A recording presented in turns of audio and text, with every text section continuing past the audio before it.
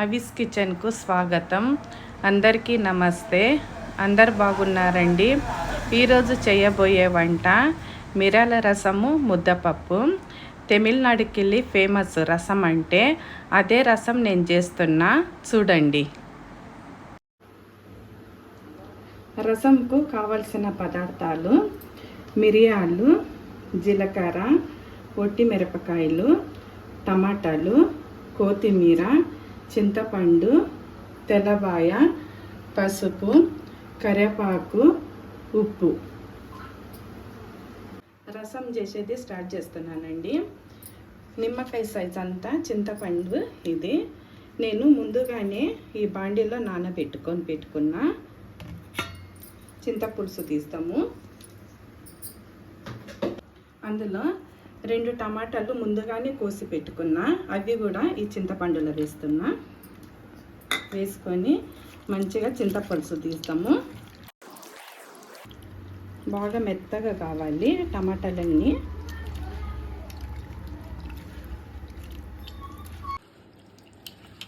చింతపులుసు అంతా బాగా వచ్చింది. టమాటాలన్నీ మంచిగా మెత్తగా అయినవి.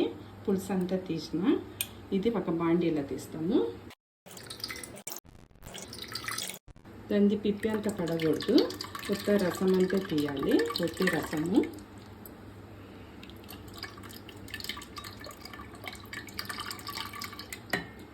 మళ్ళీ కొద్దిగా నీళ్ళు పోసుకొని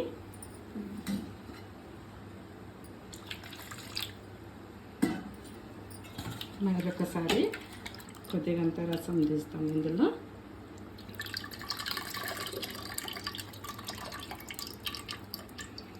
ఇదంతా పక్కకు పెట్టాలండి.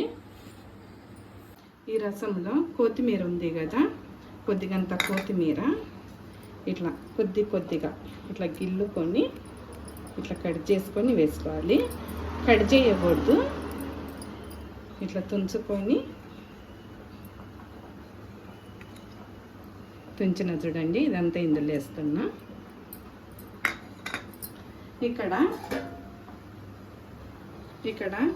ముందుగానే నీళ్ళు పొరలా పెట్టుకున్నా నేను రసం కోసము.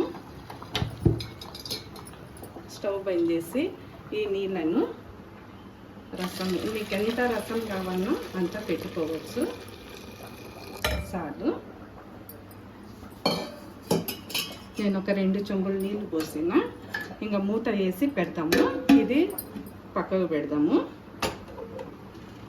ఇప్పుడు రసం కోసము రోటిలో 2 స్పూన్ల మిరియాలు, 2 స్పూన్ల జీలకర్ర వేసుకొని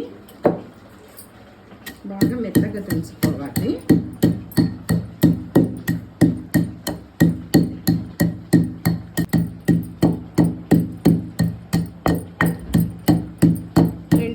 మిరియాలు 2 స్పూన్ల జీలకర్ర అండి నేను వేసింది మిరియాల రసంకు.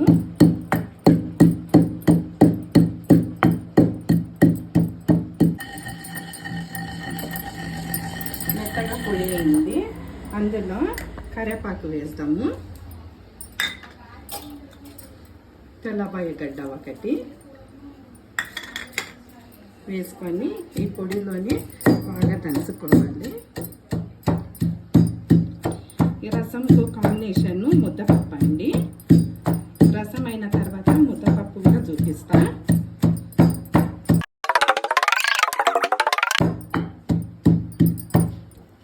కలుపుదాం ఒకసారి. కాడలతోటి వేస్తేనే మంచి స్మెల్.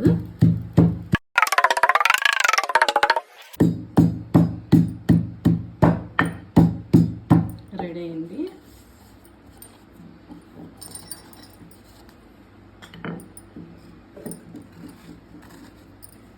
ఇదంతా ఒక కప్పులో తీస్తాము.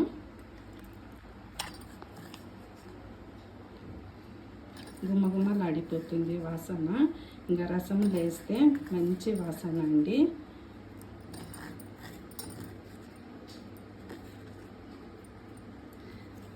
స్టవ్ వెలిగిస్తాం. ఇప్పుడు ఏతకు పొడిలినాయి కదా ఆ నీళ్ళలో ఆ రసంలో ఇప్పుడు దంచుకున్న పొడిని వేస్తున్నా. వేసుకొని కలుపుకుందాము. అందులో 2 స్పూన్ల ఉప్పు వేస్తాం.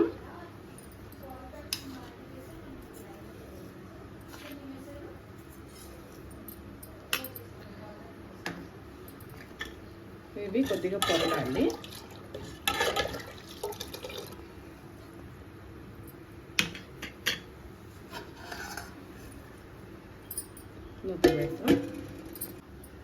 రసం పొర్లినాయేమో చూద్దాము. పొర్లినాయి. స్టవ్ బంద్ చేస్తున్నా. మూత పెట్టి ఒక పక్కన పెడదాము. ఇప్పుడు రసము తాలింపు పెడతాము. రసంకు తాలింపు పెడతాము. 2 స్పూన్ల నూనె వేస్తున్నా.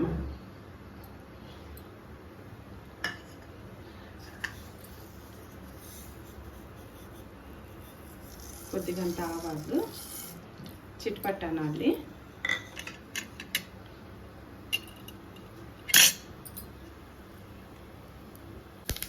చిట్పట్ట అంటున్నాయి.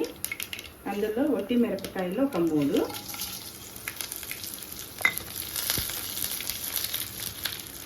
రెండు తెల్లపాయ,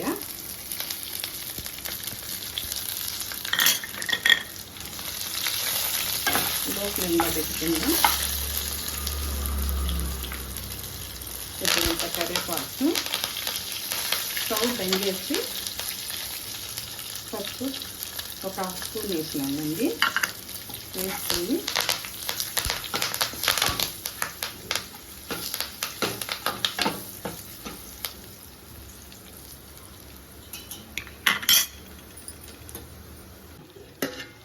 రసం పొడినది కదా ఆ రసంను 2 స్పూన్ల రసం ఇందులో వేస్తాను.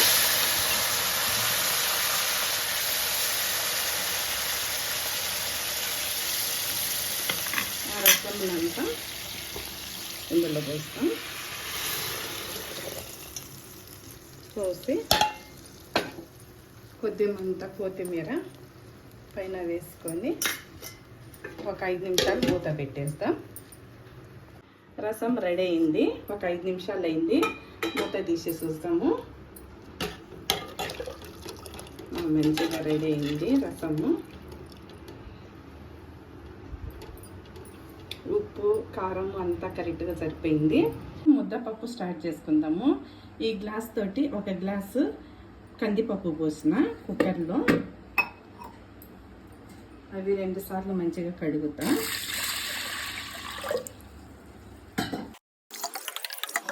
పప్పును కడిగిన 2 సార్లు. అందులో ఈ గ్లాస్ తోటి ముద్దపప్పు కాబట్టి ఎక్కువ నీళ్ళు పోయకూడదు.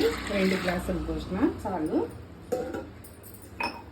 అందులో కొద్దిగంత ఉప్పు, మరి సప్పగా ఉంటుంది కాబట్టి 3 పచ్చిమిరపకాయలు, ఒక 2 తెల్లబాయి గింజలు ఒలిచి వేస్తున్నా. వేసుకొని కొద్దిగంత పసుపు వేసుకొని కుక్కర్ మూత పెట్టి ఒక 4 విజిల్ కొట్టిస్తా.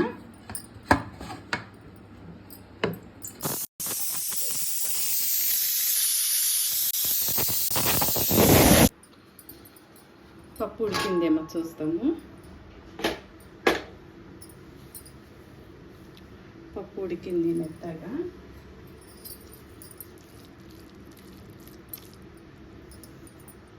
మెత్తగా ఉడికింది చూడండి. ఇప్పుడు రుబ్బుకుందాము.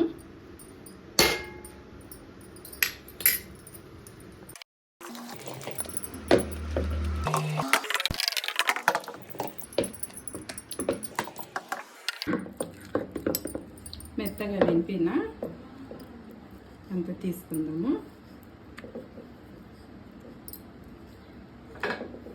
ముద్దపప్పుకు ఎక్కువ నీళ్ళు పోయకూడదండి, అంటే నీళ్ళు అవుతుంది. పప్పు అంతా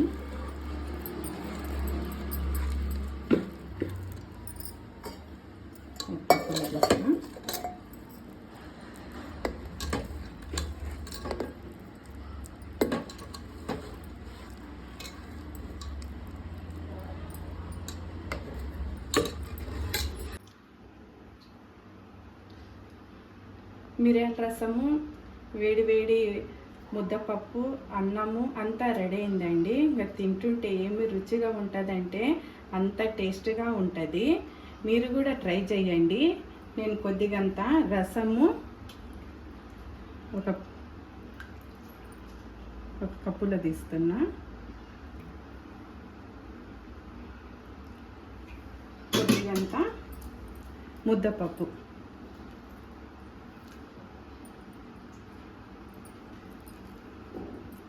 వేసుకొని తింటుంటే అంత రుచిగా ఉంటుంది, టేస్టీగా ఉంటుంది. మీరు చూసిండ్రు కదండి ఈ వీడియో. మీరు కూడా ఈ వీడియోని చూసి ట్రై చేయండి. నెక్స్ట్ వీడియోలో మనం కలుసుకుందాము. బాయ్.